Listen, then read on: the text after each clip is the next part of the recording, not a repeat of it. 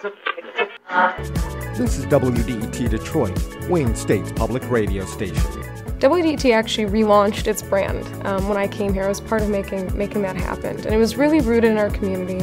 We are an NPR affiliate, but we want to differentiate ourselves from just being an NPR station and truly be a voice for Detroit.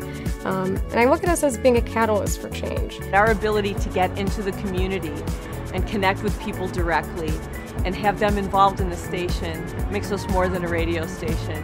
And it sort of builds that audience all the time. So we're out in the community comes to us, and social media has really allowed us to be able to connect with them, a lot more people, a lot more often. And it's been amazing to share stuff with people and to connect with them in ways that you never could before.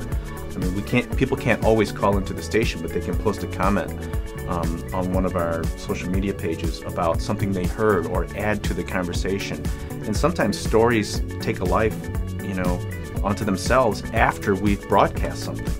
The conversation will continue for days through a thread, and that to me is really cool. At the heart of it all, it's about finding out important things and letting the rest of the community know those important things. Journalism is one of the things that is absolutely necessary to keep democracy alive and functioning. I really believe that. Those aren't just words coming out of my mouth. I've been more informed listening to WDET than I have listening to, of course, national news or TV news. I feel like anytime something happens with it, or anytime something has happened with the grand bargain or things with the DIA, stuff like that, here was really the best place to go to get that information. What we're about is providing that full picture of what's going on for people here in Metro Detroit, and by extension for people around the world. We do reporting here for National Public Radio when there are stories of interest here in Metro Detroit that the rest of the country needs to hear about.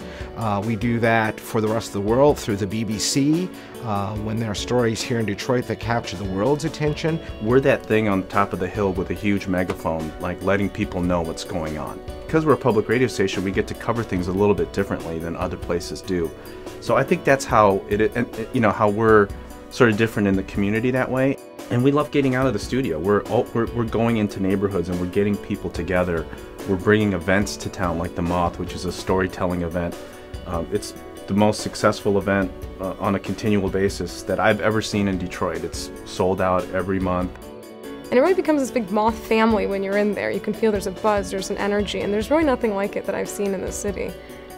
We also partnered with the DSO, so they approached us because they wanted to kind of democratize their space and bring new people into the DSO that typically might not come for a classical concert. So we partnered with them on a new series called Mix at the Max. And some of the artists are classical and some of them do music that's definitely not classical.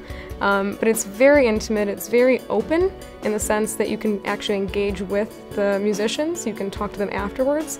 We did a series of live broadcasts at Eastern Market, and we make kind of a web calendar every week of really great local events that some people who are listening maybe in West Bloomfield might not know about, but they're knowing about it and learning about it from Travis and from going on the web and seeing this awesome calendar that we build out every week. WDET created a series called Detroit's Food Economy.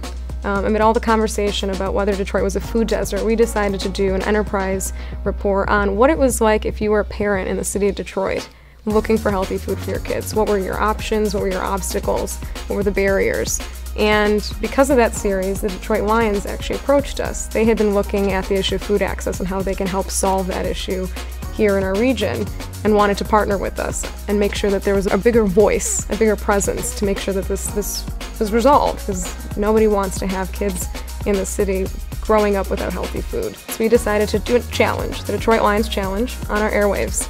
And the way it worked is that for every dollar that our listeners gave that day, the Lions would match it with a meal for a family in need through Gleaners. So by the end of the day, we were able to raise $40,000 and put 40,000 meals in the hands of local kids. Being witness to that was a big pivotal moment for me to see the power of what media can do to change lives.